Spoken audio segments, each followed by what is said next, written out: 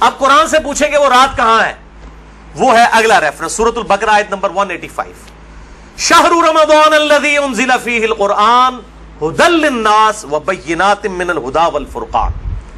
رمضان کا مہینہ وہ ہے جس میں ہم نے القرآن نازل کیا، جس میں ہدایت ہے اور اس میں ہدایت کے روشن دلائل ہیں اور یہ الفرقان حق اور باطل میں تمیز کرنے والی کتاب ہے. فائنل ٹیسٹمنٹ ہے اس اولڈ ٹیسٹمنٹ اور نیو ٹیسٹمنٹ کے بعد یہ فائنل ٹیسٹمنٹ. تو اب اگر وہ رات رمضان کے مہینے میں ہے تو وہ پھر شب برات وہ والی نہیں ہوگی. شب برات جو ہے وہ شب برات، شب قدر ہی شب برات ہے، یہی شب مبارکہ ہے. تیسرا ریفرنس قرآن حکیم کی مکمل سورت ہے سورۃ القدر، سورت نمبر 97 پارہ نمبر 30 میں. اِنَّا أَنزَلْنَاهُ فِي لَيْلَةِ الْقَدْرِ، بے شک ہم نے اس قرآن کو تقدیر کے فیصلوں والی رات میں نازل کیا.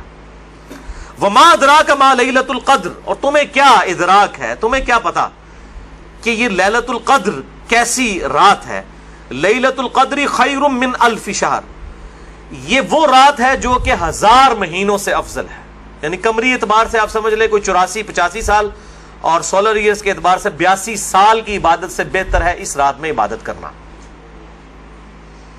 تنزل الملائکۃ والروح فیہا باذن ربہم من کل امر، اس میں فرشتے نازل ہوتے ہیں اپنے رب کی جانب سے تمام اہم کام لے کر. وہی فیہا یفرق کل امر حکیم. دیکھیں قرآن کے پیچھے قرآن کی آیات، قرآن کی سب سے بیسٹ تفسیر وہ ہے جو قرآن سے کی جائے. سلام، یہ رات سراپا سلامتی ہے. ہی حتی مطلع الفجر، اور یہ سلامتی ہے فجر کا وقت شروع ہونے تک، طلوع فجر تک. ویسے تو بخاری و مسلم کی میں نے حدیث بیان کی کہ پورا سال ہی آخری تہائی رات میں اللہ تعالیٰ کی طرف سے ندا آتی ہے، لیکن اس کی خصوصیت یہ ہے کہ مغرب کا وقت شروع ہونے سے لے کر طلوع فجر تک یہ پوری کی پوری رات اللہ تعالیٰ کی طرف سے ایک خاص رات ہے جس میں فرشتے نازل ہوتے ہیں، اہم کام بانٹے جاتے ہیں، تقدیر کے فیصلوں کی رات ہے. تو یہی شب قدر ہے، یہی شب برات ہے، یہی لیلہ مبارکہ ہے. یہ سارے کے سارے نام اسی پہ فٹ بیٹھتے ہیں. اب آخر میں 10 صحیح الاسناد احادیث اور 10 کی 10 جو ہیں وہ میں مشکات سے ان کے نمبرز بھی بتا دوں گا، اور بخاری اور مسلم پرائمری بکس کے نمبر نہیں بتاؤں گا، مشکات کے نمبر بتاؤں گا جو انسائکلوپیڈیا آف حدیث ہے. پہلی حدیث صحیح بخاری صحیح مسلم دونوں میں ہے، مشکات میں ہے 1958. آپ صلی اللہ علیہ وآلہ وسلم نے فرمایا جو شخص ایمان اور احتساب کے ساتھ، احتساب کہہ دیں گے آپ 3 چیزوں کو جوڑ کے، اخلاص، ثواب اور اصلاح نفس، جو ایمان اور احتساب کے ساتھ رمضان کے مہینے کے روزے رکھ لے، اللہ تعالیٰ اس کے سابقہ سارے گناہوں کی مغفرت فرما دے گا. اور جو ایمان اور احتساب کے ساتھ رمضان کی راتوں کا قیام کر لے، یعنی تراویح قیام اللیل کر لے، اس کے بھی سابقہ سارے گناہ معاف ہو جائیں گے. اور جو ایمان اور احتساب کے ساتھ لیلۃ القدر کا قیام کر لے، اس کے بھی سابقہ سارے گناہ معاف. لیکن لیکن لیکن صرف چھوٹے گناہ، کبیرہ گناہ صرف توبہ سے معاف ہوتے ہیں. چھوٹے گناہ تو آٹومیٹکلی معاف ہو جاتے ہیں نیک اعمال کرنے سے. اس کے ثبوت میں وہ حدیث ہے صحیح مسلم کی جو مشکات میں ہے 564.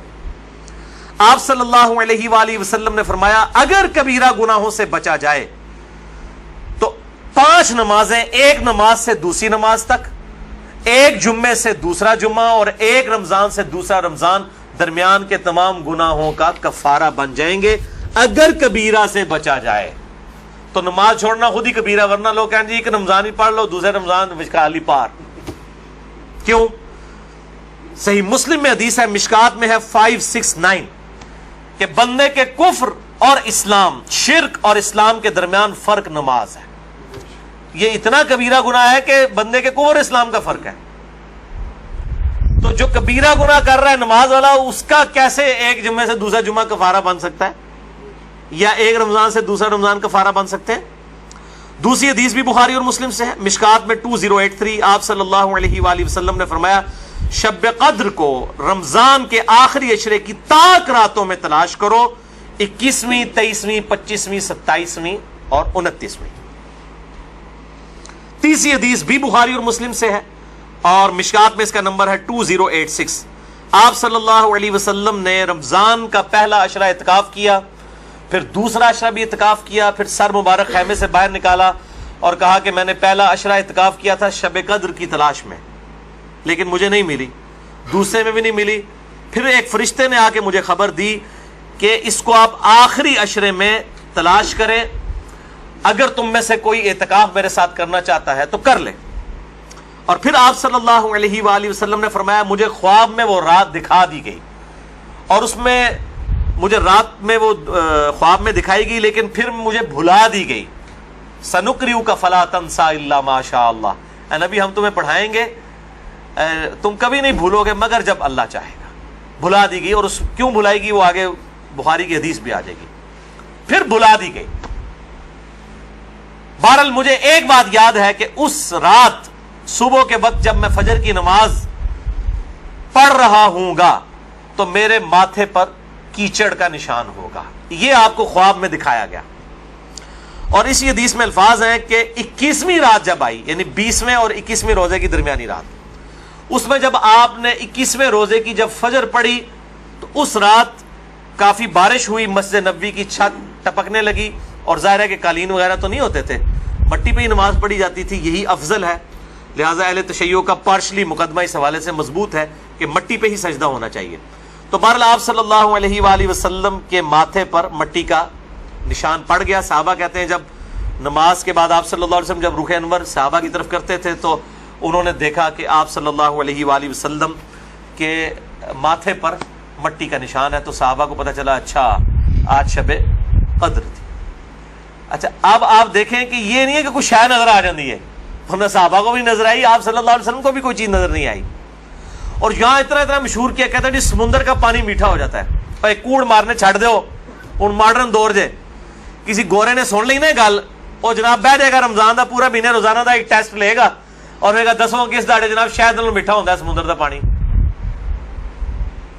جس سارے درخت سجدے میں گر پڑتے ہیں، بھائی ہم CCTV کیمرے لگا لیتے ہیں، پتہ لگ جائے گا کس وقت گرتے ہیں۔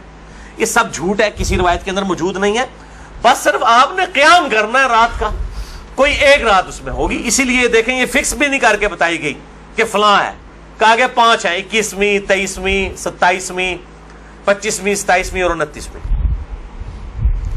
چوتھی حدیث صحیح مسلم سے عبداللہ بن انیس کی، مشکات میں 2087، اس میں بھی یہ پورا واقعہ ہے، لیکن اس میں الفاظ یہ ہیں، آپ دوسرے صحابی کہتے ہیں کہ وہ 23ویں شب تھی، ابو سعید خدری کہہ رہے ہیں وہ 21ویں تھی کیچڑ والی، اور عبداللہ ابن انیس کہہ رہے ہیں وہ 23ویں تھی، لیکن یہی دو اختلاف آ گئے۔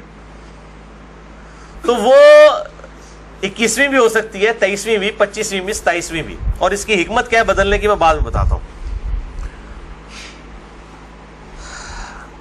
تو یہ شب قدر کے حوالے سے ایک دعا بھی بڑی مشہور ہے، اللہم انک عفو تحب العفو فاعف عنی۔ یہ روایت مشکات میں بھی موجود ہے 2091، اور جامع ترمذی اور سنن ابن ماجہ میں موجود ہے، لیکن یہ روایت منقطع ہے۔ وہ تابعی جو ہے عبداللہ بن بریدہ، اس کا سماع اما عائشہ سے ثابت نہیں ہے، شیخ البانی سے حسن درجے تک پہنچاتے ہیں۔ بہرحال دعا کے بارے میں میرا موقف یہ ہے، چاہے کوئی ضعیف روایت بھی ہو، اگر کوئی دعا کے طور پہ اسے کر لے تو میں اس کے اوپر کوئی فتوی والا معاملہ نہیں کرتا۔ امام دارقطنی نے بھی یہ بات لکھی ہے کہ یہ منقطع روایت ہے، اللہم انک عفو تحب العفو فاعف عنی۔ 5ویں حدیث صحیح مسلم سے ہے، مشکات میں ہے 2088۔ سیدنا ابی ابن کعب کو کسی نے بتایا کہ عبداللہ ابن مسعود کہتے ہیں رضی اللہ تعالیٰ عنہ کہ جو شخص روزانہ آخری پہر جاگے گا تہجد کے وقت تو وہ شب قدر پا لے گا۔ اب یہ دیکھیں کہ روزانہ جو جاگے گا ظاہر وہ پا ہی لے گا۔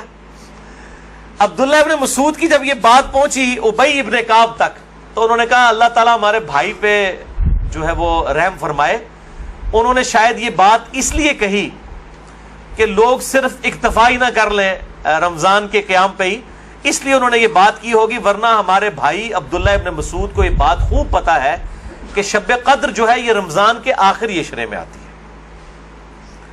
اور پھر انہوں نے کہا کہ میں اللہ کی قسم اٹھاتا ہوں کہ شب قدر جو ہے وہ 27ویں رات ہے، اور تابعی کہتے ہیں کہ انشاءاللہ کے بغیر قسم کھائی، کیونکہ اگر آپ انشاءاللہ کے ساتھ قسم کھائیں نا تو وہ قسم ڈاؤٹ فل ہوتی ہے کہ اگر اللہ نے چاہا تو، انشاءاللہ کے بغیر قسم کھائی جاتی ہے تو کنفرم ہوتا ہے کہ وہ بات ڈیفینیٹ کر رہا ہے, کرنے والا واقعی قسم کھا رہا ہے. تو پھر پوچھا گیا آپ کو کیسے پتا ہے کہ 27ویں ہے؟ انہوں نے کہا اس لیے کہ آپ صلی اللہ علیہ وآلہ وسلم نے ہمیں نشانی بتائی ہے کہ اس رات جب سورج صبح کے وقت طلوع ہوتا ہے تو بغیر شعاؤں کے ہوتا ہے, یعنی بالکل ٹکیاں نکلتی ہے, اور ویسے تو عموماً ویسے بھی ٹکیاں نکلتی ہے لیکن وہ شاید زیادہ دیر تک کے لیے ٹکیاں رہتی ہے. اب حالانکہ باقی روایتوں کے اندر 21ویں 23ویں بھی آیا ہے, اور یہ قسم اٹھا کہہ رہے 27ویں, تو اس سے مراد پھر تطبیق یہ ہوگی کہ جو انہوں نے پائی ہے وہ اس سال 27ویں کو آئی ہوگی, ورنہ تو یہ بدلتی رہتی ہے. چھٹی حدیث صحیح بخاری سے ہے, مشکات میں 2095, کہ آپ صلی اللہ علیہ وآلہ وسلم شب قدر کا دن بتانے کے لیے کہ آپ کون سی رات کو یہ آئے گی باہر تشریف لائے, تو دو مسلمان آپس میں جھگڑ رہے تھے. یہ جھگڑنے کی نحوست دیکھیں, آپ صلی اللہ علیہ وسلم بھول گئے اور آپ نے فرمایا کہ مجھے اللہ نے بتائی تھی وہ رات لیکن پھر مجھے بھلا دی گئی, سنقرئک فلا تنسى الا ما شاء اللہ. اور پھر آپ نے فرمایا کہ اس وجہ سے بھلائی گئی کہ یہ دو مسلمان آپس میں جھگڑ رہے تھے, اور پھر کہا ہو سکتا ہے کہ اللہ کی اسی میں بہتری ہو, یہ بھی ساتھ کہہ دیا, ورنہ انہوں دو مسلمانوں نے لوگ قیامت تک کوستے رہتے. بھائی اللہ نے بتانا ہوتا تو بعد میں بتا سکتے, اللہ کے لیے تو کوئی مسئلہ نہیں تھا, اسی میں بہتری ہو, اور یہ واقعی بہتری ہے. اور پھر فرمایا اب تم اسے 21ویں 23ویں اور 25ویں میں تلاش کرو.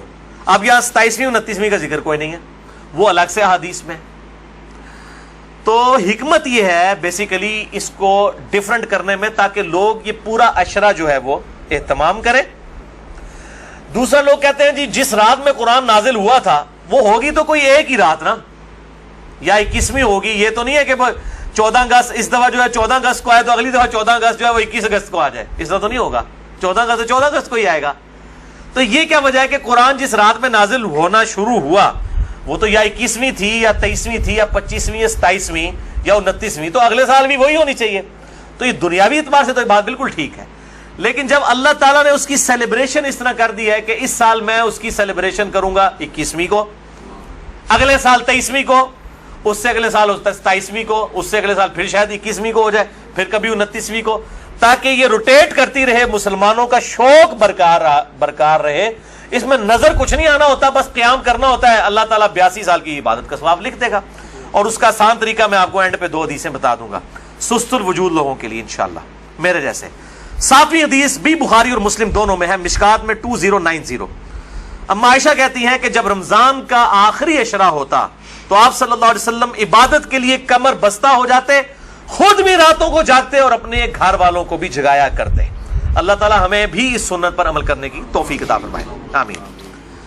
8ویں حدیث صحیح مسلم سے ہے, مشکات میں 2089. اما عائشہ رضی اللہ تعالیٰ عنہ کہتی ہیں کہ آپ صلی اللہ علیہ وسلم جس قدر رمضان مبارک کے آخری عشرے میں عبادت اور سخاوت والا معاملہ کرتے تھے, پورا سال کبھی ایسا نہیں کرتے تھے, اس آخری عشرے میں خصوصاً.